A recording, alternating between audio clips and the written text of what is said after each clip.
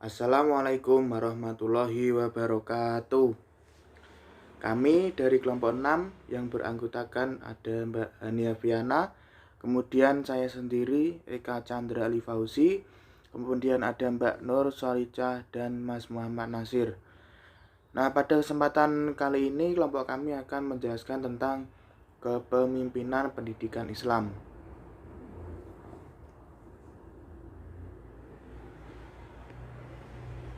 Nah, yang pertama kita akan membahas tentang pengertian dan karakteristik kepemimpinan pendidikan Islam. Nah, kita mulai dari pengertiannya.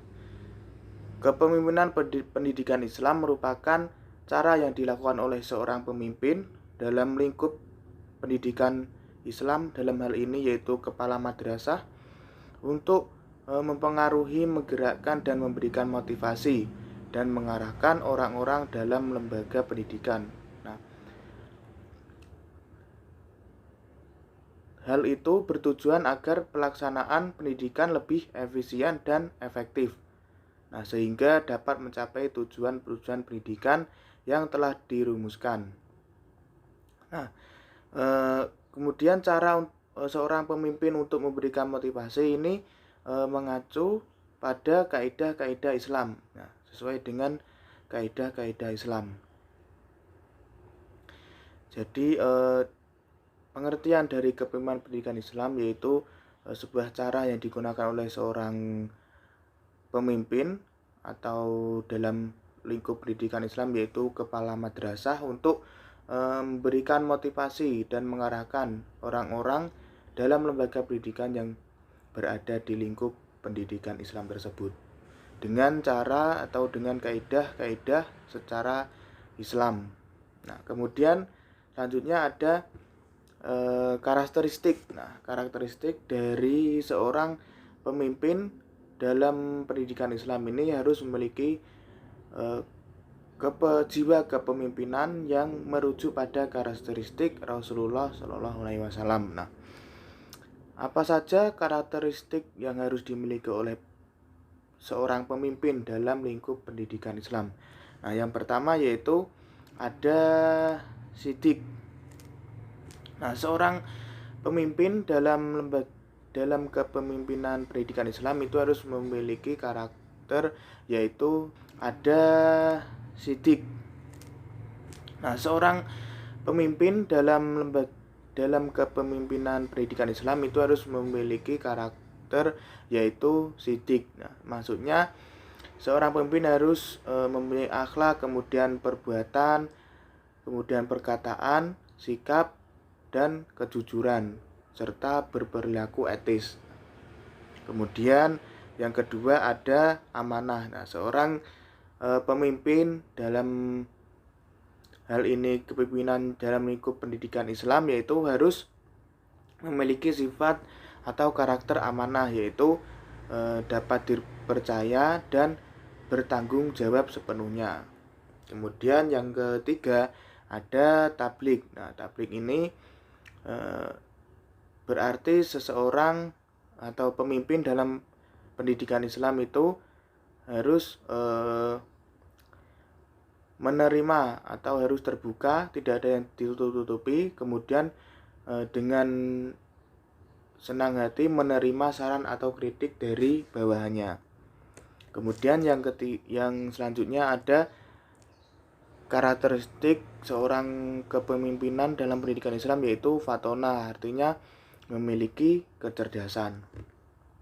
Nah, itulah beberapa karakteristik dari seorang pemimpin dalam pendidikan Islam yang harus dimiliki, yaitu merujuk pada karakteristik Rasulullah SAW. Kemudian untuk selanjutnya akan dijelaskan oleh teman saya. Lembaga Kepemimpinan Pendidikan Islam. Kepala sekolah merupakan salah satu bentuk dari kepemimpinan lembaga Islam. Kepala sekolah merupakan komponen pendidikan yang memiliki peran penting dalam menentukan keberhasilan suatu sekolah. Hal ini karena kepala sekolah merupakan pemimpin di sekolah atau di lembaganya. Keberhasilan atau kegagalan suatu sekolah banyak ditentukan oleh kepala sekolah, karena kepala sekolah yang menentukan ke arah mana lembaganya akan berjalan menuju tujuan yang telah ditetapkan oleh lembaganya. Sekolah yang efektif dan bermutu tidak lepas dari peran kepala sekolah. Secara garis besar, kualitas dan kompetensi kepala sekolah dapat dinilai dari kinerjanya dalam mengaktualisasi fungsi dan perannya sebagai kepala sekolah. Adapun fungsi dan peran kepala sekolah yang pertama yaitu sebagai pendidik atau edukator. Perannya yaitu mampu membimbing guru dalam melaksanakan tugas, mampu memberikan alternatif pembelajaran yang efektif, dan kemampuan membimbing bermacam-macam kegiatan kesiswaan. Yang kedua yaitu sebagai manajer. Perannya yaitu mampu menyusun organisasi personal dengan uraian tugas yang sesuai dengan standar yang ada. Yang kedua, mampu menggerakkan stafnya dalam segala sumber daya yang ada, serta lebih lanjut memberikan acuan yang dinamis dalam kegiatan rutin. Dan mampu menyusun program secara sistematis. Yang fungsi ketiga yaitu administrator.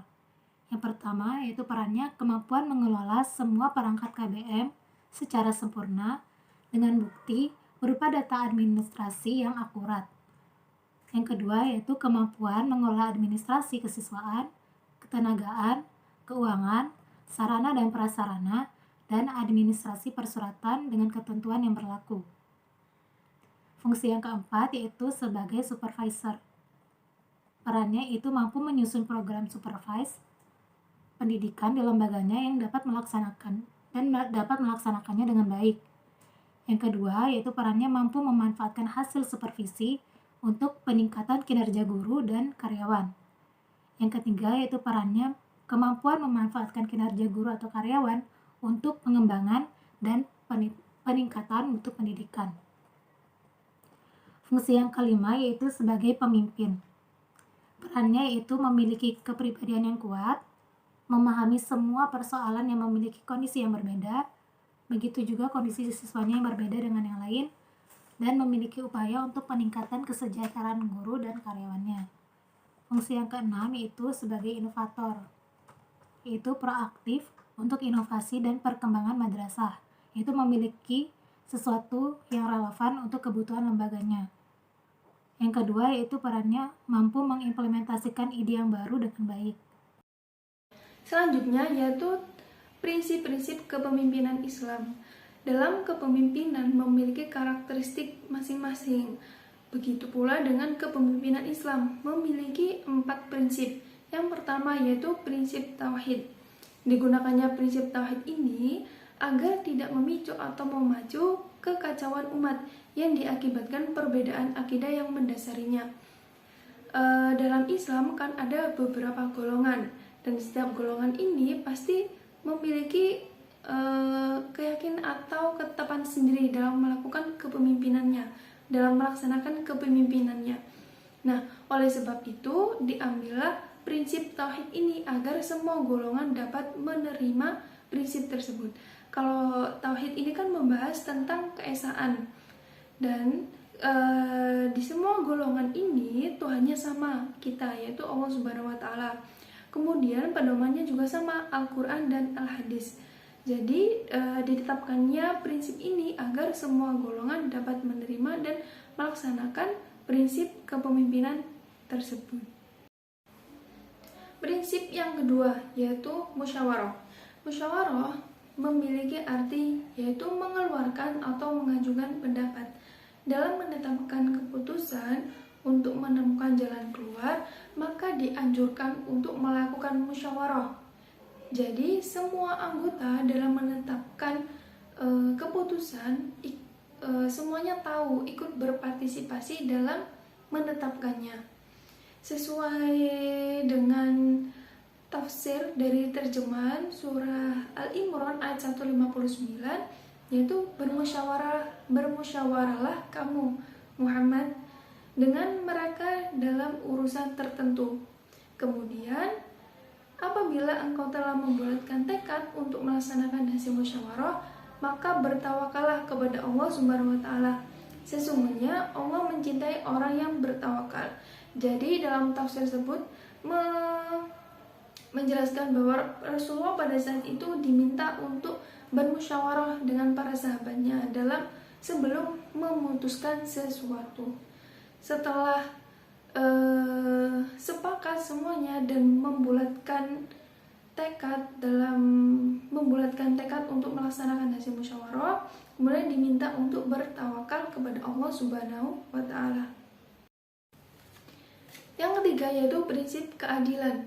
Dalam mengatur kepemimpinan, keadilan merupakan sesuatu yang harus ada. Karena tujuan dibentuknya kepemimpinan yaitu agar tercipta masyarakat yang adil dan makmur. Nah, jadi di prinsip ini itu seorang pemimpin harus adil dalam memberikan keputusan atau menetapkan keputusan. Jadi tidak boleh ada yang timpang sebelah. Contohnya dalam pendidikan kepala sekolah. Nah, kepala sekolah ini memiliki saudara yang anaknya sekolah di tempatnya. Kemudian kepala sekolah ini memberikan fasilitas lebih kepada saudaranya tersebut. Nah, ini tidak boleh, karena ada perbedaan antara fasilitas yang didapat saudaranya dan fasilitas yang didapat siswa lainnya yang bukan saudara. Ini tidak boleh. Jadi dalam memberikan fasilitas terhadap siswa lainnya ataupun keluarganya itu harus sama, tidak boleh ada perbedaan.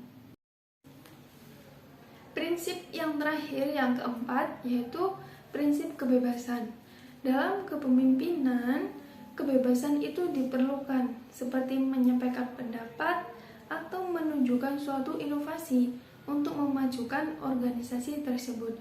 Jadi dalam prinsip kepemimpinan Islam yang keempat ini yaitu semua anggota diberi kebebasan, atau dalam semua orang yang di bawah kepemimpinannya itu diberi kebebasan dalam memberikan inovasi ataupun berpendapat. Jadi tidak ada tekanan dari manapun.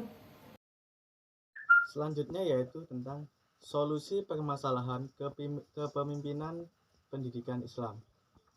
Kemampuan manajerial seorang pemimpin memiliki peran yang fungsional dalam mengelola konflik dan diharapkan mengelolanya sebaik mungkin sehingga menghasilkan kepuasan bagi semua pihak, terutama pihak yang berkonflik. Selaras dengan pernyataan Mujamil Komar dalam bukunya yaitu tentang tugas seorang pemimpin lembaga pendidikan Islam harus mampu menyelesaikan permasalahan atau konflik yang sedang dihadapinya. Hal ini karena jenis dan bentuk konflik itu memiliki implikasi dan konsekuensi bagi manajerial lembaga pendidikan Islam. Nah, di antara permasalahan atau konflik yang sering terjadi dalam kepemimpinan pendidikan Islam antara lain yaitu misalnya konflik atau permasalahan yang berasal dari diri sendiri. Misalnya, kepala madrasah pada waktu yang sama dihadapkan pada pilihan yang dilematik antara pergi ke madrasah tepat waktu atau mengerjakan kepentingan lain yang sifatnya pribadi atau golongan. Nah, dalam permasalahan ini, hendaknya seorang pemimpin mempunyai keprofesionalan untuk membedakan antara kepentingan pribadi dan kepentingan lembaga. Seorang pemimpin juga harus mengutamakan kepentingan lembaga di atas kepentingan pribadi. Kemudian yang nomor 2, konflik atau permasalahan antara pemimpin madrasah dengan ketua yayasan. Konflik semacam ini merupakan konflik tingkat tinggi karena menjadi pertentangan antar pemimpin, yaitu konflik antar pemimpin penyelenggara pendidikan, yaitu ketua yayasan, dengan pemimpin pelaksana pendidikan, yakni kepala madrasah. Dalam mengatasi permasalahan ini, solusinya yaitu diperlukan suatu upaya menyinkronkan permasalahan, di mana kedua belah pihak perlu bertemu untuk membahas dan merumuskan jalan keluar dari permasalahan yang ada, sehingga tercapai suatu kemufakatan untuk kepentingan bersama. Kemudian yang ketiga, permasalahan yang sering ditemui yakni konflik atau permasalahan antar pemimpin madrasah dengan guru. Dalam hal ini, hubungan antar pemimpin madrasah dengan guru kadang tidak harmonis, dikarenakan adanya perbedaan pendapat dalam musyawarah ataupun dalam penyelesaian masalah. Dalam mengatasi konflik seperti ini, hendaknya kedua belah pihak mampu menahan diri dan mengesampingkan egonya masing-masing. Kemudian setelah itu, kedua belah pihak dapat menyelesaikan konflik dengan menggunakan penyelesaian permasalahan pendekatan sama-sama menang atau sama-sama kalah, dengan mencari solusi bersama untuk mencapai keputusan atau penyelesaian masalah secara mufakat demi kepentingan sekolah. Kemudian yang keempat, biasanya konflik antar pemimpin madrasah dengan ketua komite. Ini biasanya berkaitan dengan masalah dana pembiayaan operasional madrasah. Konflik ini biasanya terjadi karena kesalahpahaman dalam penyampaian informasi atau terjadi disinformasi terkait dana operasional sekolah ataupun karena kurangnya transparansi penggunaan dana sekolah.